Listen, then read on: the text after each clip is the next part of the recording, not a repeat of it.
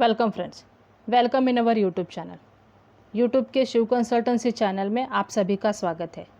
2-3 हफ्ते पहले हमें नॉमिनेशन का पार्ट 1 रिलीज़ किया था, जिसके बाद कई लोगों के रिप्लाई ऐसे आए कि और थोड़ा सा डेप्थ में प्रोसीजर बताइए और वेदर नॉमिनेशन कंपलसरी है कि नहीं है, फिर अगर नॉमिनेशन को हम चेंज करेंगे तो क्या प्रोसेस अलग है क्या, और अगर नॉमिनेशन इम्पोर्टेंट इतना क्यों है, इसके सब के बारे में थोड़ा सा और डिटेल में बताइए, ऐसे रिक्वेस्ट आई थी।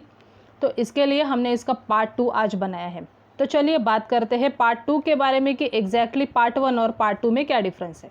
हाँ, अगर आपने इसका पार्ट 1 नहीं देखा होगा तो डिस्क्रिप्शन बॉक्स में हमने लिंक यहाँ पे शेयर की गई है, तो जिससे आपको पार्ट 1 समझने में भी आसानी होगी और उसके बाद आपको पार्ट 2 भी समझ में आ जाएगा। अभी नॉमिनेशन में एग्जैक्टली क्या क्या पार्ट रह गया है उसके बारे में थोड़ा सा बात करेंगे। सबसे पहला सवाल आया था कि नॉमिनेशन कंपलसरी है क्या, वो मैंडेटरी है क्या, तो क्यों है, तो वो भी बताइए। तो हाँ, आपको हम बताना चाहेंगे कि नॉमिनेशन कंपलसरी है, मैंडेटरी है। अभी मैंडेटरी इसके लिए है कि सोसाइटी जो है वो बायलॉज़ के ऊपर चलती है, बायलॉज़ को अडॉप्ट कर लिया होता है और उसमें जितने भी लीगल के लॉज बताए, रूल्स एंड रेगुलेशंस बताए, उसके ऊपर सोसाइटी काम करती है। तो फिर उसमें कुछ रजिस्टर्स को मेंटेन करना पड़ता है, लीगल एक्टिविटी आती है, तो इसके लिए इसको मैंडेटरी बताया जाता है। सोसाइटी कुछ रजिस्टर्स मेंटेन करती है, तो कौन से रजिस्टर्स है उसके बारे में भी बताएंगे। लेकिन नॉमिनेशन क्यों कंपलसरी है, जब भी आप नॉमिनेशन को किसी को एज अ नॉमिनी चूज़ करते हैं तो उस केस में आप उसको लीगल राइट्स भी दे देते हैं, आप पहले से डिक्लेयर कर देते हैं कि आप किसको बाद में ये प्रॉपर्टीज़ देने वाले हैं। तो इस सब की जो जानकारी है वो सोसाइटी के पास होना ज़रूरी है, इसके लिए मैंडेटरी हो जाता है या कंपलसरी हो जाता है। अभी स्टैट्यूटरी मीन्स क्या है, तो स्टैट्यूटरी मीन्स इसमें लीगल एक्टिविटी है, इसके लिए उसको स्टैट्यूटरी बोला जाता है बिकॉज इसमें कंप्लायंस आता है। अगर आप इसको कंप्लाई नहीं करेंगे तो सोसाइटी के ऊपर भी एक्शन होने के चांसेस बढ़ते हैं, तो इसके लिए उसको स्टैट्यूटरी कहा जाता है। तो कौन से रजिस्टर्स मेंटेन किए जाते हैं उसके बारे में हम यहाँ पे ज़रा सा बताएंगे। तो सोसाइटी में 4 रजिस्टर्स है जो मैंडेटरी है, बाकी के रजिस्टर्स भी मेंटेन किए जाते हैं पर वो स्टैट्यूटरी के अंडर नहीं आते हैं। तो सबसे पहले आता है आई रजिस्टर। जब भी आपकी सोसाइटी फॉर्म होती है उसके बाद हर एक मेंबर को आई रजिस्टर में मेंशन किया जाना कंपलसरी है। सेकेंडली जे रजिस्टर भी आता है। थर्ड आता है शेयर रजिस्टर। आपके पास जितने भी शेयर सर्टिफिकेट्स है मेंबर्स के पास, और अगर वो ट्रांसफ़र भी हो जाते हैं तो उसकी सारी की डिटेल्स इस रजिस्टर में होना ज़रूरी है। और चौथा आता है नॉमिनेशन रजिस्टर। आपने जो भी नॉमिनी को चूज़ किया गया है तो सोसाइटी उसमें एंट्री करके रखती है कि किसको आपने एज ए नॉमिनी चूज़ किया गया है, वेदर वो मैनेजिंग कमेटी ने अप्रूव किया कि नहीं किया, कौन से मीटिंग में इसको डिस्कस किया गया था, कौन से दिन इसको डिस्कस किया गया था, अप्रूवल दिया गया था, और फिर उसको एक पर्टिकुलर एंट्री नंबर दिया जाता है। तो जिसकी वजह से ये सारे जो रजिस्टर्स है उसको कंप्लाई किया जाता है और ये सारे डिटेल्स आपके फॉर्म पे भी मिल जाते हैं। तो ये होगा स्टैट्यूटरी रजिस्टर्स। बट नॉमिनेशन क्यों इम्पोर्टेंट है ये अभी तक हमने बताया नहीं, तो चलो इसके बारे में भी देख लेते हैं। जब भी आप नॉमिनी को चूज़ करते हैं, चाहे आप बैंक अकाउंट में, जैसे हमने पहले वीडियो में भी बताया था, चाहे आप बैंक अकाउंट के लिए किसी नॉमिनी को चूज़ करें, चाहे आप LIC के लिए किसी को चूज़ करें, मीन्स इंश्योरेंस के लिए, चाहे और किसी हेल्थ, जो आपके हेल्थ के इंश्योरेंस रहते हैं उसके लिए चूज़ करें, तो जो भी आपने पैसा इकट्ठा किया होगा, जो भी एसेट्स है आपके, जो भी आपकी प्रॉपर्टी है, तो उसके लिए जब भी आप नॉमिनी चूज़ करते हैं तो आप उनको लीगल राइट्स दे देते हैं।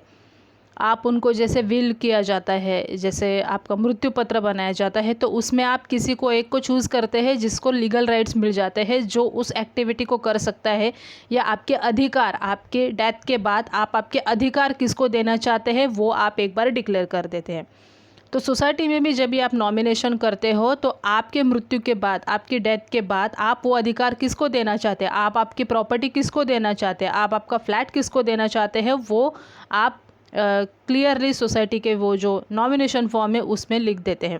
तो उसकी वजह से क्या होता है, आसानी बढ़ जाती है जितने सोसाइटी है या स्टैट्यूटरी की, आपने जिसको चूज़ किया है। अगर अभी आपने चूज़ नहीं किया होगा तो उसमें क्या होता है, आपके सारे लीगल हायर से, मीन्स अगर आप कर्ता पुरुष हो घर के, तो उसके बाद आपकी मदर है या आपके फादर भी है, आपकी वाइफ है, आपके बच्चे हैं, अभी 1 बच्चे है, 2 बच्चे हैं, 3 है या 4 है, तो उतने सारे लीगल हायर्स हो जाते हैं। फिर आपके बच्चों के बाद उनकी वाइफ, उनके बच्चे, तो ये सारा जो है वो आपका जो हायरार्की हम कहेंगे कि ये सारा बढ़ता जाता है। अगर इतने सारे आपके लीगल हायर्स है तो उसमें से सारे लोग एक्सेप्ट नहीं करेंगे। अगर आपने नॉमिनेशन नहीं करके रखा होगा तो शायद आपकी वाइफ या आपकी माता छोड़ भी देगी कि ठीक है, लेकिन आपके बच्चे जो है वो मना करेंगे कि नहीं नहीं, जो हम उनके लीगल हायर से तो ये सारी प्रॉपर्टी हमें मिलनी चाहिए। अगर आपने पहले से ही डिसाइड करके नहीं रखा है, पहले से नॉमिनेशन नहीं करके रखा है, तो इसमें फिर क्या होता है, इन सब में डिस्प्यूट आने के चांसेस बढ़ जाते हैं। डिस्प्यूट आने शुरू हो जाते हैं। कई सोसाइटीज़ में हमने देखे हैं कि कोर्ट केसेस सालों तक चलते रहते हैं, जिसमें लोगों का पैसा वेस्ट होता है, लोगों का टाइम वेस्ट होता है और रिलेशन स्पॉइल्स होते हैं वो अलग से, सिर्फ और सिर्फ प्रॉपर्टी के लिए, क्योंकि आपने किसी को डिसाइड नहीं करके रखा है कि आपके मृत्यु के बाद आप किसको देने वाले हैं। इसके वजह से फिर फैमिली के रिलेशन टू रिलेशन स्पॉइल हो जाते हैं। भाई भाई में झगड़ा, घर घर में झगड़ा, घर अलग हो जाते हैं। फिर उसमें क्या है, ये सारी अनवांटेड सिचुएशंस है। इसमें क्या होता है फिर, लेकिन सोसाइटी भी कुछ डिसीजन नहीं ले पाती कि अगर प्रॉपर्टी है, किसी का फ्लैट है, तो कोर्ट भी सोसाइटीज़ को नोटिसेस भेजता है कि ऐसे करो वैसे करो, बट आपकी जितने भी लीगल हायर्स है उनके सबके जो नोटिसेस है वो सोसाइटी को आते रहते, तो उस केस पे सोसाइटी भी कंफ्यूज हो जाती है कि किसको देना है इसके राइट्स, किसको हम अप्रूव करें, किसको अलाउ करें, वो भी समझ में नहीं आता। तो इस केस में कभी कभी प्रॉपर्टीज़ बंद भी रहती है बिकॉज उसके डिसीजन नहीं हो पाते। तो इससे अच्छा आप अगर ऑन टाइम ही करो तो ये सारे हर्डल्स को आप अवॉइड कर सकते हो, ऐसी अनवांटेड सिचुएशन को अवॉइड कर सकते हो और आपके फैमिली में संतुलन बनाए रख सकते हो। तो आपके ज़िंदा रहते ही आप डिसाइड करें कि आप किसको नॉमिनी चूज़ करने वाले हैं, आपके मृत्यु के बाद किसको आप अधिकार देने वाले हैं, और आपके फैमिली मेम्बर्स के साथ भी डिस्कस करें ताकि वो भी क्लियर रहेंगे कि किसको क्या जाने वाला है। और आपका जो भी नॉमिनेशन फॉर्म है, डिस्कस होने के बाद आपका नॉमिनेशन फॉर्म आप फिलअप करें, आपकी सोसाइटी में सबमिट करें। अगर आपके पास मल्टीपल प्रॉपर्टीज़ है तो मल्टीपल सोसाइटी, जितने भी आपकी सोसाइटीज़ में फ्लैट हैं, तो उसमें आपको मैनेजिंग कमेटी को फॉर्म फिलअप करके देना होगा और उसको अप्रूव करके लेना पड़ेगा, ताकि आपके घर के लोगों को भी पता रहेगा कि बाद में किसको ये सारा जाने वाला है। अभी अगर आपने पहले से नॉमिनेशन करके रखा है लेकिन आप अगर चेंज करना चाहते हैं तो उसको चेंज भी कर सकते हैं। पहले टाइम सोसाइटी इसमें थोड़ा सा इनकरेज करती है लोगों को कि आप नॉमिनेशन करें, लेकिन आपकी नॉमिनेशन पहले हो गई है और अगर आप चेंज करना चाहते, अभी चेंज किस किस किस में होता है, कभी कभी हस्बैंड वाइफ दोनों के नाम पे फ्लैट रहता है, लेकिन अगर उनका कुछ डिवोर्स हो जाए या कुछ अगर कोर्ट मैटर शुरू हो जाए तो उस केस में वो नॉमिनेशन को चेंज करना चाहते हैं। या हो सकता है कि पति पत्नी दोनों में से एक की डेथ हो जाए तो भी नॉमिनेशन चेंज करना पड़ता है। या फिर अगर और कोई केसेस में, ये जस्ट मैंने 2 एग्जांपल्स बताए, तो उस केस में नॉमिनेशन अगर आप चेंज करना चाहते हैं तो समय रहते ही नॉमिनेशन को चेंज करवा ले, बिकॉज अगर आपका डेथ हो जाता है या जो भी फ्लैट ओनर है उसका डेथ होने के बाद इस नॉमिनेशन का कोई भी वैलिडिटी नहीं रहता या वो एक्सेप्टेबल ही नहीं रहता है, वो नॉन वैलिड है।